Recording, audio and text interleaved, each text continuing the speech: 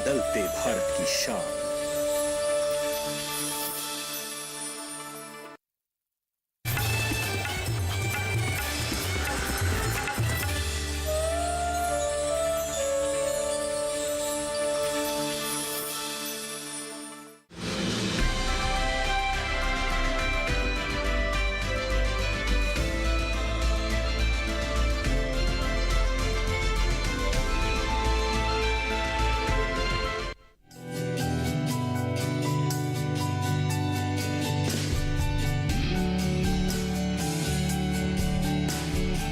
नमस्कार, आप देख रहे हैं दूरदर्शन किसान। आपके साथ मैं हूं अंजू सिंह। कोविड-19 महामारी के दौरान किसानों के लिए उपयोगी जानकारी के साथ स्वागत है आपका हमारे विशेष कार्यक्रम आत्मनिर्भर भारत में। तो चलिए शुरुआत करते हैं आज के कार्यक्रम की। देशव्यापी आयुष कोविड-19 काउंसलिंग हेल्पलाइन की शुरुआत। पूरे देश में जारी किया गया टोल फ्री नंबर। केंद्रीय स्वास्थ्य मंत्री ने कोविड-19 के खिलाफ लड़ाई में परीक्षण, पता लगाना, उपचार और टीकाकरण पर दिया जोर। खरीफ सीजन के लिए बुआई की एडवाइजरी जारी। ICAR ने जोन के हिसाब से जारी की एडवाइजरी। गेहूं की खरीद में पिछले साल की तुलना में 17% की वृद्धि। केंद्रीय कृषि एवं किसान कल्याण मंत्री द्वारा नेशनल मॉनिटरिंग सॉफ्टवेयर ऐप और एरिया ऑफिसर मॉनिटरिंग ऐप का लोकार्पण किया गया। निर्यात क्षमता को बढ़ाने की दिशा में बड़ा कदम। त्रिपुरा की 1.2 मीट्रिक टन ताजा कटहल की खेप लंदन के लिए रवाना। और अब खबरें विस्तार से।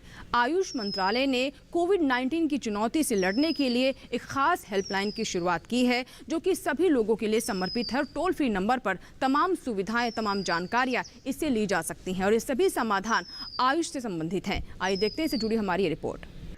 आयुष मंत्रालय द्वारा समर्पित सामुदायिक सहायता हेल्पलाइन पूरे देश में शुरू। कोविड-19 की चुनौतियों के समाधान के लिए आयुष आधारित उपाय बताए जाएंगे। टोल फ्री नंबर है 14443।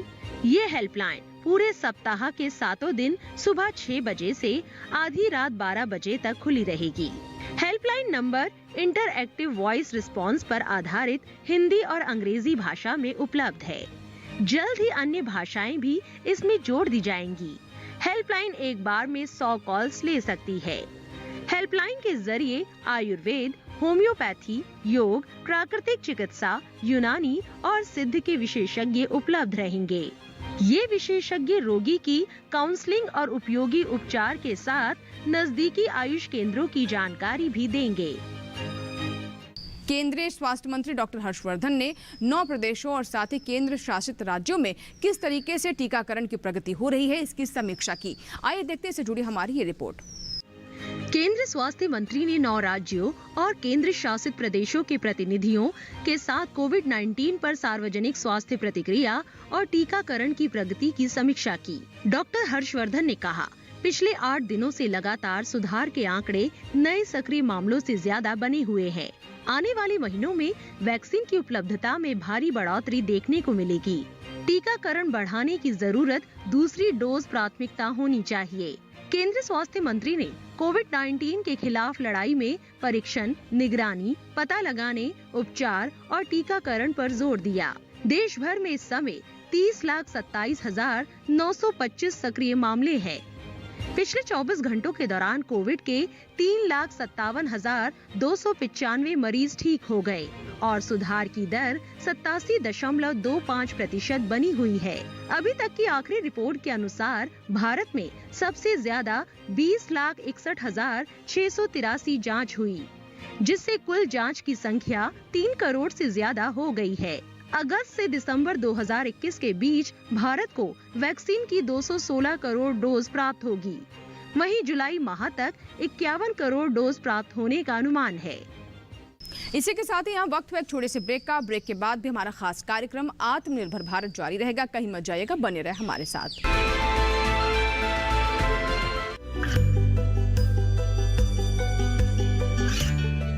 गांवों और पिछड़े क्षेत्रों में सरकारी योजनाओं की जानकारी पहुंचा।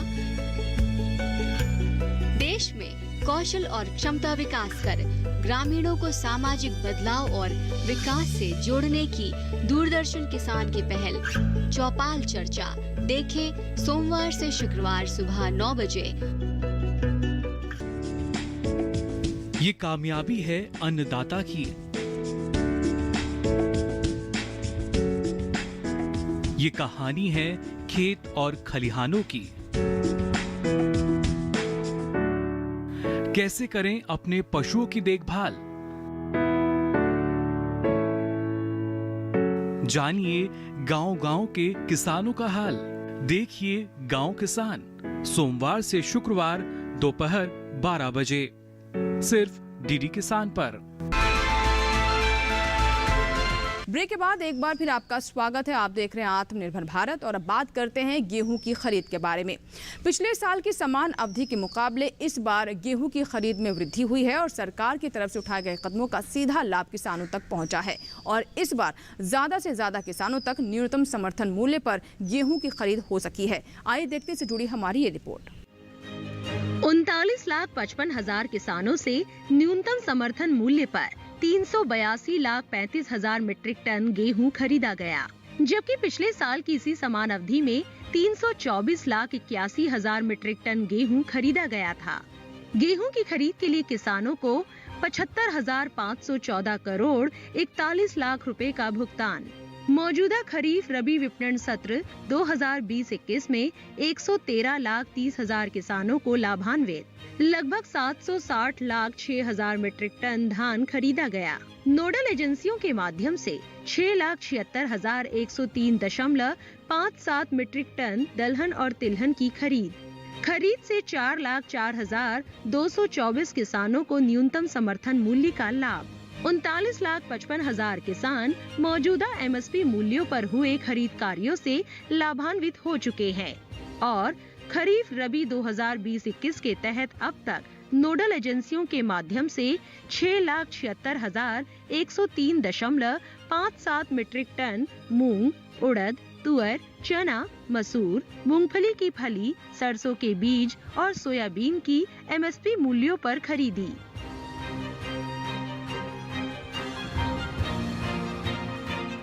केंद्रीय कृषि एवं किसान कल्याण मंत्री नरेंद्र सिंह तोमर ने नेशनल मॉनिटरिंग सॉफ्टवेयर ऐप और साथ ही एरिया ऑफिसर मॉनिटरिंग ऐप का लोकार्पण किया। क्या है विशेष इसमें, आइए देखते हैं हमारी ये रिपोर्ट विस्तार से।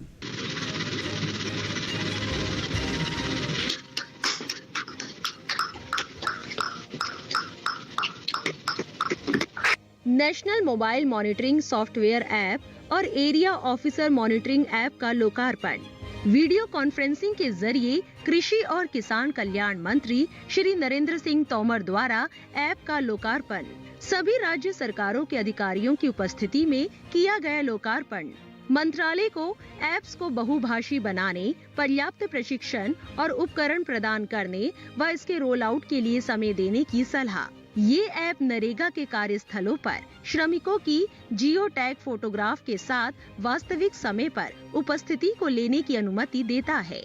इस ऐप के जरिए संभावित रूप से भुगतान को तेजी से सक्षम करने के अलावा कार्यक्रम की नागरिक निगरानी को बढ़ाएगा। ग्रामीण विकास विभाग की सभी योजनाओं के लिए टाइम स्टैम्प और जियो कोऑर्डिनेट के साथ टैग की गई तस्वीरों और निष्कर्षों का ऑनलाइन रिकॉर्ड रखने की सुविधा प्रदान करता है। ये न केवल क्षेत्रीय और पर्यवेक्षी अधिकारियों द्वारा निरीक्षणों के बेहतर रिकॉर्ड रखने में सक्षम होगा, बल्कि बेहतर कार्यक्रम कार्यान्वयन के लिए निष्कर्षों के विश्लेषण की सुविधा भी प्रदान करेगा। माननीय केंद्रीय मंत्री ने ग्रामीण विकास कार्यक्रमों के क्रियान्वयन में पारदर्शिता और जवाबदेही लाने में मंत्रालय के प्रयासों की सराहना की। अभी ये दोनों ऐप जो हैं, ये आपने हिंदी और अंग्रेजी में बनाए हैं। मुझे लगता है राज्य सरकारों से जब आपकी बात होगी तो कुछ स्थानों पर हिंदी और अंग्रेजी के कारण तकलीफ आ सकती है, क्योंकि ग्रास रूट पर काम करने वाले लोग कुछ जगह हिंदी भी नहीं जानते और कुछ जगह अंग्रेजी भी नहीं जानते। तो अगर राज्य आवश्यकता प्रतिपादित करें तो स्थानीय भाषाओं का भी उपयोग इसमें किया जाना उपयुक्त होगा, ऐसा मुझे लगता है। अगर ये नहीं करेंगे तो फिर जेन्युइन आदमी रिपोर्टिंग नहीं करेगा, काम कोई करेगा, रिपोर्टिंग किसी से करवाएगा। चूंकि भारत सरकार ने कार्यक्रम जारी किया है तो उसको रिपोर्टिंग तो करना ही होगी। लेकिन हमारी अपेक्षा है कि कुल मिला के जेन्युइन व्यक्ति ही रिपोर्टिंग करे, तो आप भी ठीक प्रकार से आकलन कर सकते हैं। इसको लागू करने के लिए जो समय सीमा है वो भी आप लोगों को पर्याप्त मात्रा में देना चाहिए, जिससे नीचे तक इसकी सूचना हो जाए, ट्रेनिंग हो जाए, उपकरण की उपलब्धता हो जाए, जिससे कि फॉल्स रिपोर्टिंग का जो एक विषय रहता है, कई बार हम बल देकर मांगते हैं कि इसको 15 दिन में कीजिए, और जब बल देकर मांगते हैं तो फिर कुछ ना कुछ करके कोई रिपोर्टिंग करता है। मेरा अपना अनुभव है, जब पिछले बार हम लोगों ने कहा जीपीडीपी बनाओ, तो जीपीडीपी तो बन के आ गए, लेकिन वो पंचायतों में जीपीडीपी सिर्फ एक खाना पूरी थी। केंद्र सरकार का दबाव था, तो भाई कुछ भी बनाकर भेजना है तो एक कागज सबमिट कर दो। लेकिन जब दोबारा उनको वापस भेजा, उसके बाद उनको साल भर का समय लगा। लेकिन अब जो जीपीडीपी बनकर आए हैं वो निश्चित रूप से उपयोगी हैं और आने वाले कल में काम आएंगे। तो जो प्रणाली हम विकसित कर रहे हैं, इस प्रणाली का पूरी तरह सदुपयोग हो और उपयोग भी उन्हीं लोगों के द्वारा हो जो इसके लिए पात्र हैं, तो निश्चित रूप से ग्रास रूट की जो इन्फॉर्मेशन हम चाहते हैं वो इन्फॉर्मेशन हम सब लोगों को मिल सकेगी, ऐसा मुझे लगता है। इसी के साथ ही यहाँ वक्त हुए छोटे से ब्रेक का। ब्रेक के बाद भी हमारा विशेष कार्यक्रम आत्मनिर्भर भारत जारी रहेगा। कहीं मत जाइएगा, बने रहे हमारे साथ।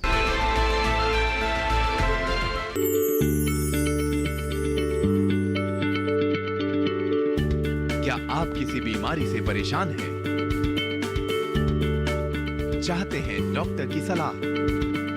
तो हम हैं आपके साथ, बताएंगे आपको जीने की राह। समस्याएं आपकी, समाधान देश के मशहूर विशेषज्ञों के। घर बैठे बात करें देश के जाने माने डॉक्टरों से। हमारे लाइव प्रोग्राम स्वस्थ किसान में हर शनिवार शाम 6 बजे से 7 बजे तक।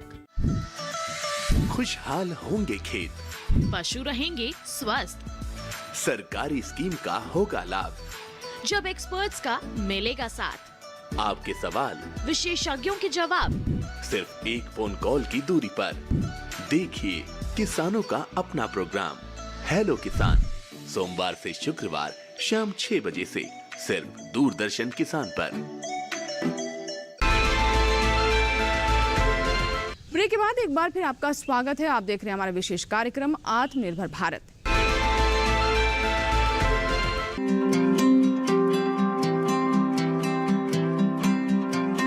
उत्तर प्रदेश बुलंदशहर के रहने वाले गोवर्धन यादव और उनकी पत्नी कृष्णा यादव रोजगार की तलाश में दिल्ली आए थे। कुछ खास काम नहीं मिलने के कारण उन्होंने दिल्ली के नजफगढ़ इलाके में कुछ खेत बटाई पर लेकर सब्जी उगाने का काम शुरू किया। कृष्णा यादव को खेतों में उगाई गई सब्जियों को संरक्षित करने के बारे में कोई तकनीक का ज्ञान नहीं था, जिसकी वजह से बची हुई सब्जियां खराब हो जाती थीं। ऐसे में उन्हें सब्जी बेचकर पेट चलाना मुश्किल हो गया था। इसी बीच उनके एक दोस्त के माध्यम से उन्हें अचार बनाने की ट्रेनिंग दिए जाने के बारे में पता चला। उन्होंने ट्रेनिंग सेंटर में अचार बनाने की ट्रेनिंग ली और सब्जियों के साथ साथ इन्होंने अचार बेचना भी शुरू कर दिया। पहले तो लोगों के द्वारा उनके अचार की कोई खास तारीफ नहीं हुई, लेकिन कड़ी मेहनत और लगन से जब उनका कारोबार चल निकला तो वही लोग उनकी प्रशंसा करने लगे। कृष्णा यादव पहले आम, नींबू और आंवले का ही अचार बनाना जानती थी, लेकिन ट्रेनिंग से उन्होंने हर तरह की सब्जी का अचार बनाना सीख लिया। इसका फायदा ये हुआ कि खेतों में उगाई जाने वाली सब्जी अगर सही दाम पर नहीं बिकती तो वो उसे सुखाकर उनका अचार बनाने लगी। इस तरह जब उन्होंने देखा कि सब्जी से कई गुना ज्यादा फायदा अचार बनाने में है, तो उन्होंने सब्जी बेचना बंद कर सिर्फ अचार का काम करने लगे। धंधा थोड़ा आगे बढ़ा तो कृष्णा यादव ने पड़ोस की महिलाओं को साथ लेकर ज्यादा मात्रा में अचार बनाना शुरू कर दिया। फिर इस तरह से इनका काम एक फैक्ट्री में तब्दील हो गया। कृष्णा यादव ने अचार बनाने के लिए अपनी दादी नानी के नुस्खों को आजमाया, जिन्हें उन्होंने बचपन से अपनी माँ के द्वारा अचार बनाते हुए देखा था। अपने खेतों में उपजी फसलों गाजर, टमाटर, गोभी और आंवला के अचार उन्होंने बेहद सादगी से बनाए, जिसमें कोई नुकसानदायक तत्व नहीं मिलाया। तेल की उतनी ही मात्रा डाली जितना कि लोग अपने घर में बनाने वाले अचार में इस्तेमाल करते हैं। लोगों ने उनके अचार को खाया तो बड़ी बड़ी कंपनियों के अचार खाना छोड़ दिए। उनकी इसी सादगी ने उनके हौसलों को उड़ान दिया। सफलता मिलती गई तो उनके काम का विस्तार भी होने लगा। उन्होंने और अधिक खेत किराए पर लिए और अपनी ही जैसी महिलाओं को जोड़ने लगी। अपने ही खेतों की ताज़ा फसल से उन्होंने अचार की नई नई किस्में विकसित की। बाद में आसपास के बाजारों में बेचने का काम शुरू किया, जो बाद में बेहद सफल साबित हुआ। आज वे 4 कंपनियों की मालकिन हैं और उनकी कंपनियों का करोड़ों का टर्नओवर है। कृष्णा ने बताया कि आज उनकी कंपनी में हजारों महिलाएं काम कर रही हैं। वे सबको मेहनत और ईमानदारी से काम सिखाती हैं और उन्हें अपना काम शुरू करने की राह बताती हैं। कृष्णा यादव की कड़ी मेहनत और अथक परिश्रम को देखते हुए सरकार ने भी इनके काम की सराहना की। साथ ही इन्हें कई पुरस्कार से सम्मानित भी किया। साल 2014 में हरियाणा सरकार ने कृष्णा यादव को इनोवेटिव आइडिया के लिए राज्य की पहली चैंपियन किसान महिला अवार्ड से नवाजा है। साथ ही वर्ष 2014 में भारतीय कृषि अनुसंधान परिषद की ओर से एनजी रंगा कृषि अवार्ड से भी उन्हें सम्मानित किया जा चुका है। परंपरागत खेती से हटकर कुछ अलग करना अपने आप में एक चुनौती भरा काम है, जिसके लिए लगातार कड़ी मेहनत और तपस्या की जरूरत होती है। ऐसे में अगर बात हो कृष्णा यादव की, तो उन्होंने अपनी दृढ़ निश्चय और अथक परिश्रम से खेती में मिले उपज को एक व्यवसाय के रूप में बदल दिया। इसके अलावा इन्होंने अपनी अन्य महिला साथियों को भी अपनी अचार फैक्ट्री में रोजगार भी दिया।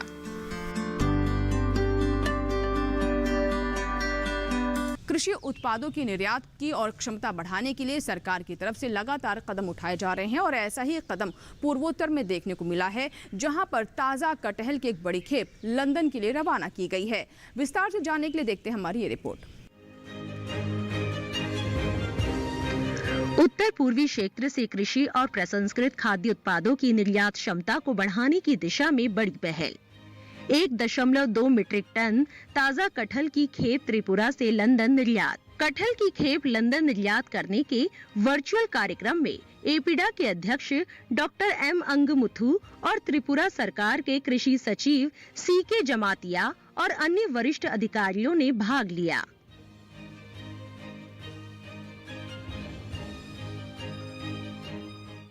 आईसीएआर की तरफ से किसानों के लिए समय समय पर महत्वपूर्ण एडवाइजरी दिशा निर्देश जारी किए जाते रहे हैं, ताकि किसानों को किसी तरह की असुविधा ना हो। जैसा कि आप जानते हैं कि कोविड-19 का समय चल रहा है, इसके बावजूद भी हमारे किसान खेतों में हैं। ऐसे में जोन वाइज क्या दिशा निर्देश हमारी आईसीएआर की तरफ से जारी किए गए हैं, आइए जानते हैं। किसान फसल भी काटेंगे और फिर उसे बाजार भी लेकर जाएंगे। ये ऐसे काम है जिन्हें कोरोना संकट के बीच भी टाला नहीं जा सकता।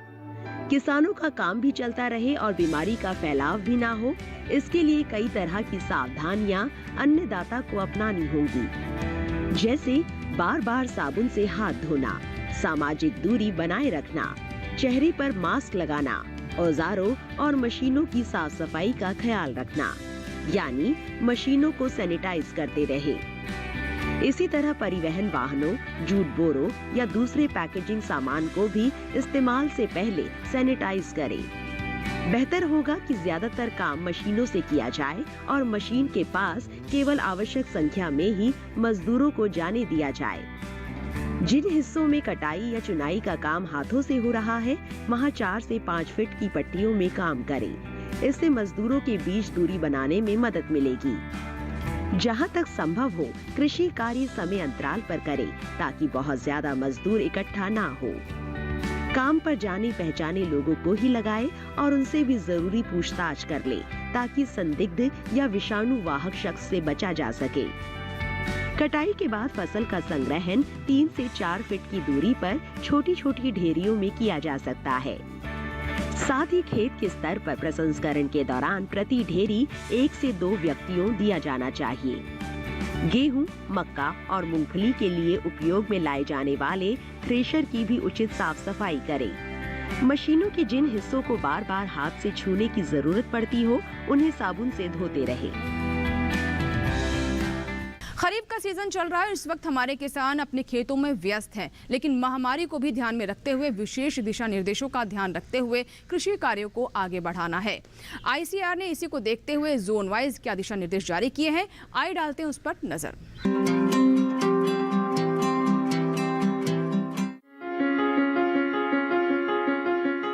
तरफ खरीफ की तैयारी है और दूसरी तरफ लॉकडाउन की वजह से बुआई के लिए जरूरी सामग्री बाजार में पर्याप्त मात्रा में उपलब्ध नहीं है। ऐसे में भारतीय कृषि अनुसंधान परिषद की एडवाइजरी किसानों का काम आसान कर सकती है। ये एडवाइजरी 28 राज्यों और 8 केंद्र शासित प्रदेशों की सभी प्रमुख फसलों, पशुधन, मुर्गी पालन और मछली पालन के लिए है। कृषि के हिसाब से देश को 11 जोन में बांटा गया है। एडवाइजरी जोन के हिसाब से ही जारी की गई है। कृषि के क्षेत्र में पंजाब का नाम पूरे भारत में है। यहाँ के लिए वैज्ञानिक कम अवधि और ज्यादा उपज वाली धान बोने की सलाह दे रहे हैं। नर्सरी बोने का काम 5 जून तक पूरा कर लें और रोपाई 20 जून से 5 जुलाई तक पूरी हो जानी चाहिए। इसके अलावा किसानों को पानी की बचत के लिए सीधी बिजाई वाली किस्मों का चयन करना चाहिए। ये उनके लिए बेहतर रहेगा। राज्य में बासमती चावल की बुआई का सही समय 15 से 30 जून है। जो किसान गेहूं के खाली खेतों में धान बो रहे हैं और गेहूं में फास्फोरस डाल चुके हैं, वो धान में इसका इस्तेमाल ना करें। कपास का ज्यादा उत्पादन पाने के लिए बीटी कॉटन की PAU BT1 किस्म की बुआई करें। इसकी जगह PAU लुधियाना की ओर से सुझाई गई BT संकर किस्म भी चुन सकते हैं। मक्का के लिए लंबी और मध्यम अवधि वाली उन्नत किस्में बोई जा सकती हैं। बुआई जून के पहले हफ्ते तक पूरी कर लें। हिमाचल प्रदेश में दरमियानी और निचले पहाड़ी इलाकों में मक्का की बुआई का काम 15 जून तक पूरा कर लें। समय पर बुआई के लिए गिरिराज किस्म का चुनाव करें, जबकि पछेती फसल बोने के लिए बजोरा मक्का, बजोरा पॉपकॉर्न और बजोरा स्वीट कॉर्न बेहतर रहेगी।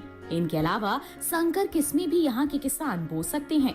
हिमाचल में धान की बुआई का सही समय 20 मई से जून के पहले हफ्ते तक है। इस दौरान ज्यादा उपज देने वाली APR 1068, HPR 2143, HPR RP 2421 सही रहेगी।